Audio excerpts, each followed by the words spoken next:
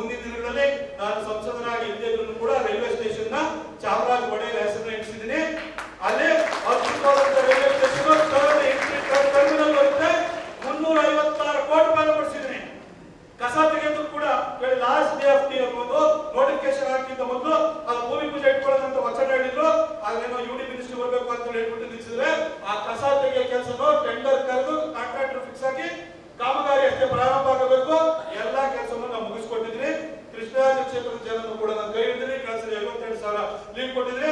ಅದಕ್ಕಿಂತ ಒಳ್ಳೆ ಲೀಡನ್ನು ಈ ಸರಿ ನಮ್ಮ ಅಭ್ಯರ್ಥಿ ಆಗಿರುವಂತ ಯದುವೀರ್ ಅವರಿಗೆ ನೀವು ನೀಡಬೇಕು. ಕಾರ್ಯಕರ್ತರು ಯಾವ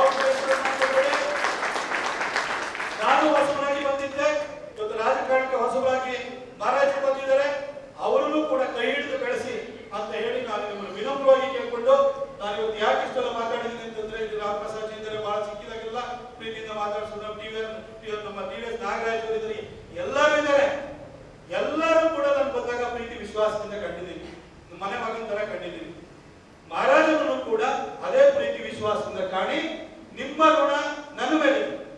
ಮೈಸೂರಿಗೆ ಒಳ್ಳೆ ಮಾಡಿರ್ಬೋದು, ಆದ್ರೆ ಕಾರ್ಯಕರ್ತರಿಗೆ ನಾನು ನಿಮಗೆ ಎಷ್ಟೋ ನಿಮ್ಮ ದುಃಖ ದುಮ್ಮಾನಗಳನ್ನ ಪರಿಹರಿಸಲಿಕ್ಕೆ ಈ ಮೈಸೂರು ಅಂತ ಜಾಗದಲ್ಲಿ ಬರೀ ದ್ವೇಷ ಅಸೂಯೆ ಜಾಸ್ತಿ.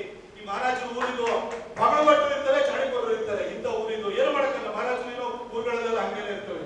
ಹಾಗಾಗಿ ನಿಮಗೆ ಕಷ್ಟಕ್ಕೆ ನಾನು ನಮ್ಗೆ ಸ್ಪಂದಿಸಲಿಕ್ಕೆ ಆಗಿರ್ಲಿಕ್ಕಿಲ್ಲ ಎಷ್ಟೋ ಸರಿ.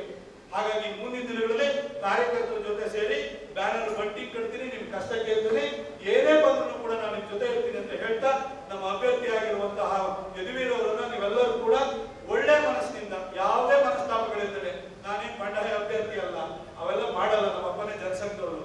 ಹಾಗಾಗಿ ನೀವೆಲ್ಲರೂ ಕೂಡ ನಾವೆಲ್ಲ ಒಳ್ಳೆ ಮನಸ್ಸಿನಿಂದ ಮಹಾರಾಜರನ್ನ ಗೆಲ್ಲಿಸೋಣ. ಮತ್ತೆ ಮೋದಿಜಿ ದೇಶಕ್ಕೆ ಪ್ರಧಾನಿ ಆಗಬೇಕು, ಅವ್ರಿಗೆ ಹಿಂದೆ ಕೈ ಎತ್ತಕ್ಕೆ ಯದುವೀರ್ ಅವರು ಹೋಗಿ ನಿಂತಿರ್ಬೇಕು.